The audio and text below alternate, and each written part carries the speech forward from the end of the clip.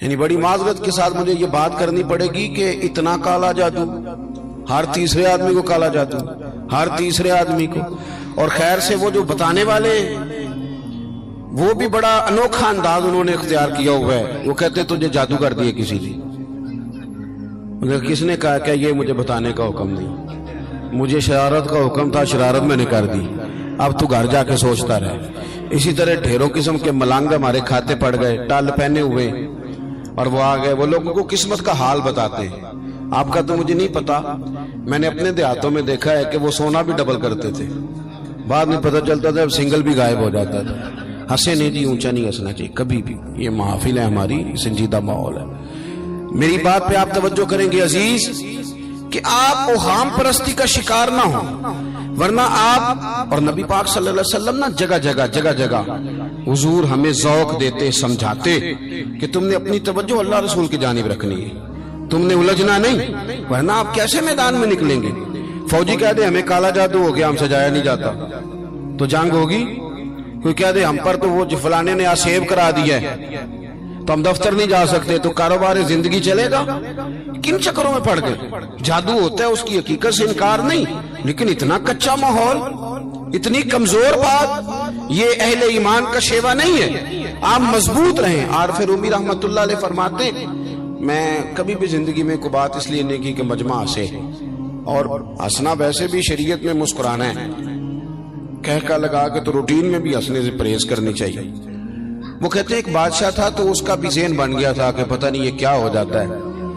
کچھ یہ لوگ نا ہمارا وہم بڑھاتے ہیں، آج کل جو تویز دھاگے والے لوگ ہیں نا، یہ اور اضافہ کرتے ہیں اس کے اندر، اور کہانیاں بنا کے دیتے ہیں، لوگ اور زیادہ الجھ جاتے ہیں. بادشاہ تھا تو وہ شکار کرنے جاتا تھا تو اس کے ذہن میں یہ خیال تھا کہ اگر رستے میں کوئی بندہ میرے متھے لگ جائے تو میرا شکار ٹھیک نہیں ہوتا.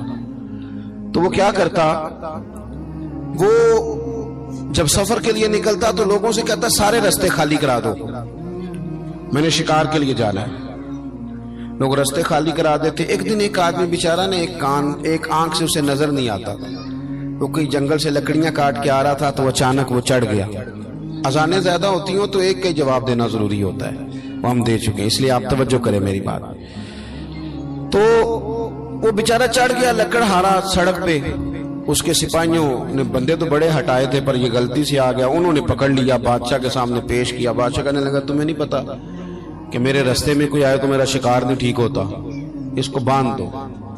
دھوپ بڑی سخت تھی، درخت کے ساتھ باندھ دیا. کہا جا رہا ہوں، واپس آتا ہوں، اگر شکار ٹھیک ہو گیا تو چھوڑ دوں گا ورنہ اسے قتل کر دوں گا. 2 بندے اس کے سرانے کھڑے کر دیے تلوار لے کر کے. اب وہ بیچارہ صبح سے بندہ ہے. بادشاہ چلا گیا. اتفاق کی بات یہ کہ آج شکار پہلے سے بھی اچھا ہوا، خوب ہوا. بادشاہ واپس آیا. اب یہ دھوپ میں بندہ ہے، کسی نے پانی بھی نہیں پوچھا. تنگ آمد بجنگ آمد. بندہ جب پورا تنگ آئے تو پھر جنگ بھی بڑی کرتا ہے. اس نے کہا یار آج مرنا تو ہے، اب مرنا سچ بول کے.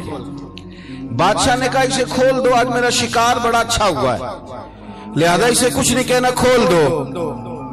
رسیاں کھول دی تو پتہ کا شخص کہتا ہے بادشاہ ایک بات کر لوں میں بھی، مار تو جانا ہی ہے پر ایک بات کر لوں. کہنے لگا کرو. کہنے لگا تم نے صبح میرا منہ دیکھا تھا، تمہارا شکار بڑا اچھا ہوا ہے، دن بڑا اچھا گزرا ہے، پر میں نے آج سویرے تمہارا منہ دیکھ لیا تھا، تو دیکھو میرا بیچارے کا کیا حال ہوا ہے کہ صبح سے یہاں. اب تم بتاؤ منحوس میں ہوں کہ تم ہو؟ نحوست میرے اندر کہ تمہارے اندر؟ میں اگر کوئی جوان آدمی میرے ساتھ آ کے یہ بات کرتا ہے نا کہ میری فلان ہو گیا تو میں بڑا، تم مجھے اس پہ غصہ آتا ہے. میں کہتا ہوں آپ اس عمر میں یہ کام کریں گے تو بزرگوں کو کون سہارا دے گا؟ ضعیفوں اور کمزوروں کو کون اٹھائے گا؟ آپ اتنی کچی باتیں کرتے ہیں.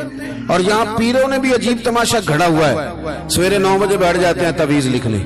آپ قرآن شریف کا درس کب دیں گے؟ آپ حدیث پاک کب پڑھائیں گے؟ آپ ان کو اصول فقہ کب بتائیں گے؟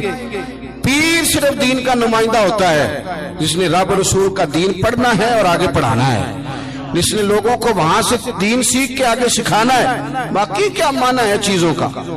اس نے صرف آسان کر کے جو ہمارے صوفیاء نے دیا آگے بات پہنچانے.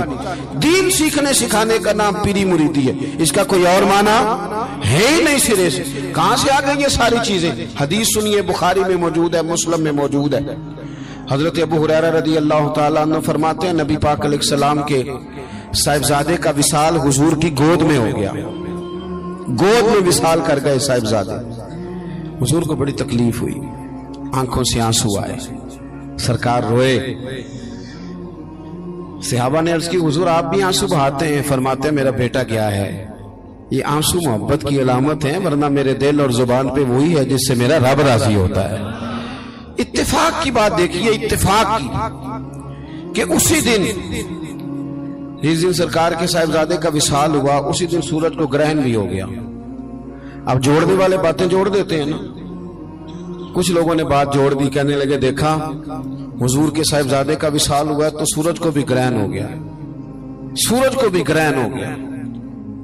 और मेरे दोस्तों सुनो, ये अकीदों की मजबूती कितना जरूरी काम है। अपने आप को फिक्री तौर पर मजबूत रखना कितना जरूरी है। अहमद मुख्तार नबी पाक सल्लल्लाहु ताला अलैहि वसल्लम ने उसी दिन लोगों को मस्जिद में जमा फरमाया, उसी वक्त। सहाबा कहते हम बड़े परेशान थे कि हुजूर तो गमज़दा है, ना कोई जिहाद की बात होगी ना और कोई होगी, तो इस वक्त क्यों तलब किया?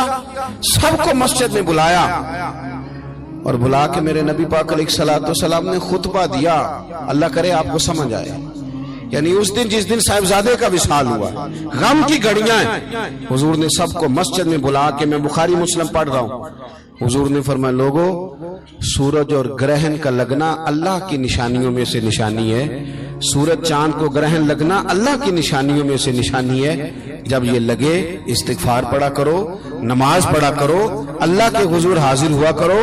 फरमाया किसी शख्स के दुनिया से जाने का इसके साथ कोई ताल्लुक नहीं। अपने अकीदे को मजबूत रखो, अपने मामलात पर गौर रखो, कभी भी कोई कच्ची बात न करे, कोई कमजोर बात न करे किसी मौके पर। हम तो सूफिया किराम के जानने वाले हैं, और वो लोग तो इतने मजबूत थे नजरियात के, इतने पक्के थे, तो हर शख्स को कहते थे कि देखना तेरे दिल में गैर का ख्याल ना आए, रब रसूल का ख्याल रहे। ये अल्लाह वालों का जो ख्याल होता है, ये चूंकि अल्लाह वाले हैं तो इसको हम गैर का ख्याल कहते ही नहीं। एक बात आखिर में और आपकी खिदमत में अर्ज करनी है, उस पर भी आप जरूर तवज्जो देंगे।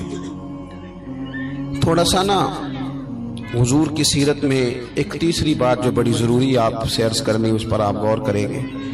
दूसरों के जज्बात का, एहसासात का ख्याल रखना मेरे महबूब पाक अलैहिस्सलाम की सीरत का खूबसूरत जोज़ है, खूबसूरत।